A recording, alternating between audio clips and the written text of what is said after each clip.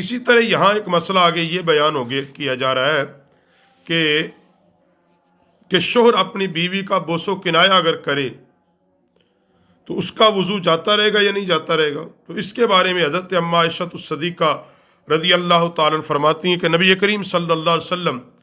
اپنی کسی زوجہ مطہرہ کو بوسہ دے لیتے تھے، پھر نماز پڑھتے تھے اور دوبارہ وضو نہیں فرماتے تھے۔ یعنی فقط بوس و کنایا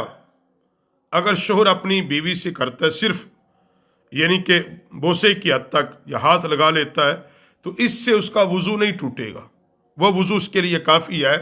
یہ بھی ایک مسئلہ بعض دفعہ لوگ کہہ دیتے ہیں کہ دیکھو جی، اس بندے نے اپنی بیوی کے پاس بیٹھا رہا لہذا اس کا وضو ٹوٹ گیا ہے۔ تو اس سے مراد جو قرآن پاک میں ہے کہ جب تم اپنی بیویوں کو مس کرو تو پھر وضو یعنی اس پہ غسل بھی کرو اور وضو بھی کرو، اس سے مراد جماع ہے، اصل میں صحبت ہے کہ جب تم بیویوں کے قریب جاؤ تو پھر اس کے بعد جماع کر لیا اور پھر اس کے بعد غسل بھی ہے اور وضو بھی ہے۔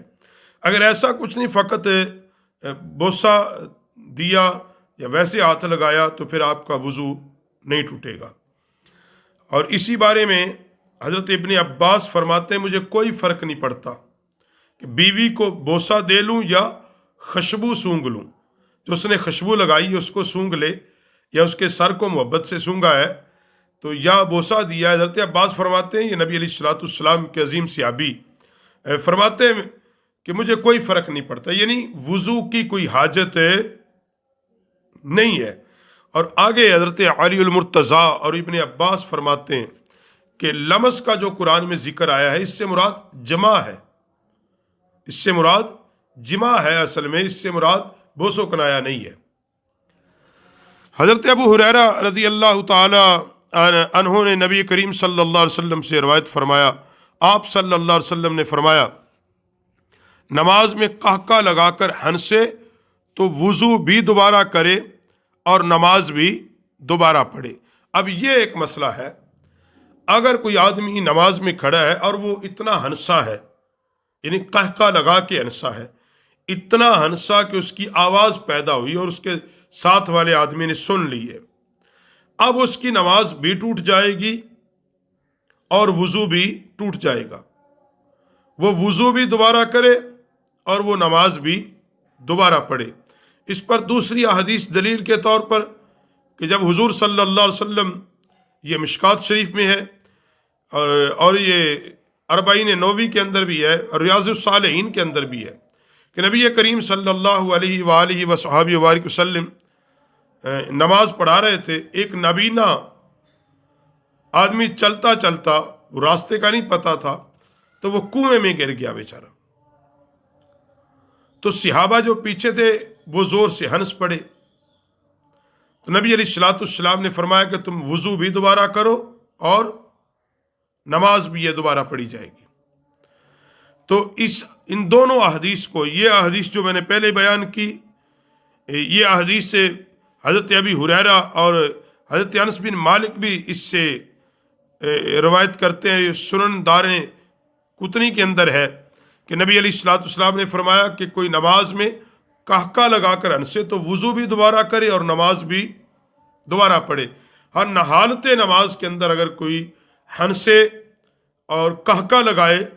تو پھر اس کے لیے وضو بھی دوبارہ کرے گا اور نماز بھی دوبارہ۔ اگر نماز کے باہر کوئی ہنس پڑتا ہے، یہ ایک مسئلہ بڑا اہم ہے، یعنی نماز سے باہر، اب نماز نہیں پڑھ رہا، وضو کیا ہے اور وضو کے بعد وہ اب قہقہ لگایا ہے یا ہنسا ہے، تو وہ قہقہ اس کے وضو کو نہیں توڑے گا، وہ قہقہ اس کے وضو کو نہیں توڑے گا۔ یعنی اس سے لوگ یہی اخذ نہ کر لے کہ دیکھو یہ حضرت نے بیان کیا تھا قہقہ لگانے سے وضو ٹوٹ جاتا ہے، لہٰذا جس نے بھی قہقہ لگایا وضو ٹوٹ گیا۔ یہ حالت نماز کے اندر اگر کوئی قہقہ لگائے گا تو اس پہ یہ قانون لاگو ہوگا، دوسرے پہ یہ قانون لاگو جو حالت نماز میں نہیں ہے، اگر اس نے لگایا تو پھر یہ وضو نہیں ٹوٹے گا۔ اللہ آگے جو بیان ہو رہا ہے حضرت جابر بن عبداللہ رضی اللہ تعالی کہ نبی کریم صلی اللہ علیہ وسلم کا آخری عمل یہ تھا کہ آپ نے آگ پر پکی ہوئی چیز کھانے کے بعد وضو کرنا چھوڑ دیا تھا۔ یعنی یہ بھی وہی مسئلہ، یہ آگے 2-3-4 احادیثیں اسی موضوع پر ہیں کہ پکا ہوا کھانا جب کھا لیں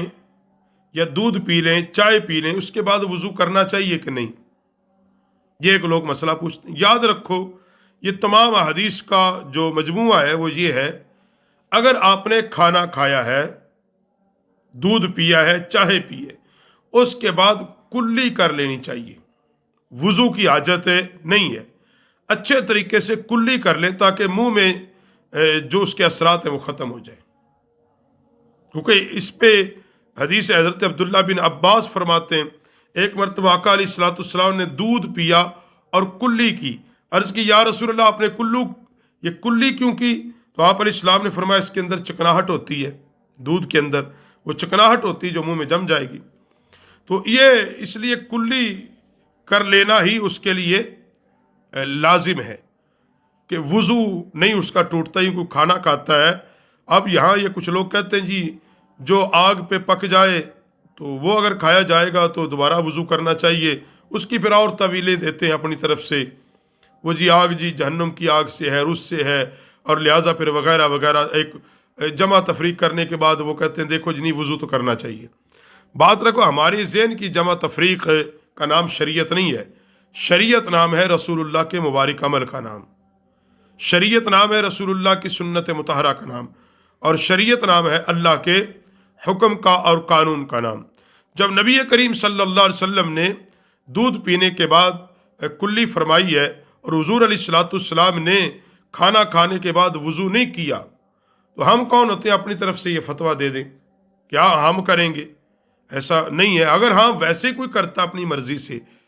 شوقیہ طور کرتا ہے، یا ویسے وہ یہ سمجھ کے کرتا ہے کہ برکت کے لیے میں وضو کر لیتا ہوں، تو اس میں حرج نہیں ہے، مگر یہ سمجھ کے کوئی کرے کہ میرا ٹوٹ چکا ہے تو ایسا نہیں ہے۔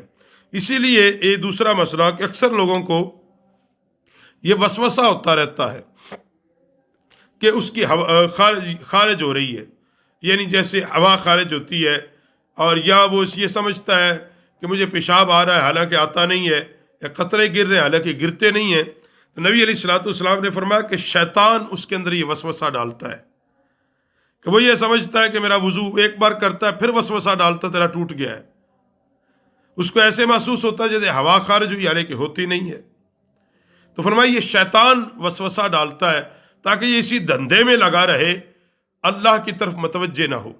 اسی سوچ میں پڑا رہے، اللہ کی طرف متوجہ نہ ہو۔ تو آج کے باب میں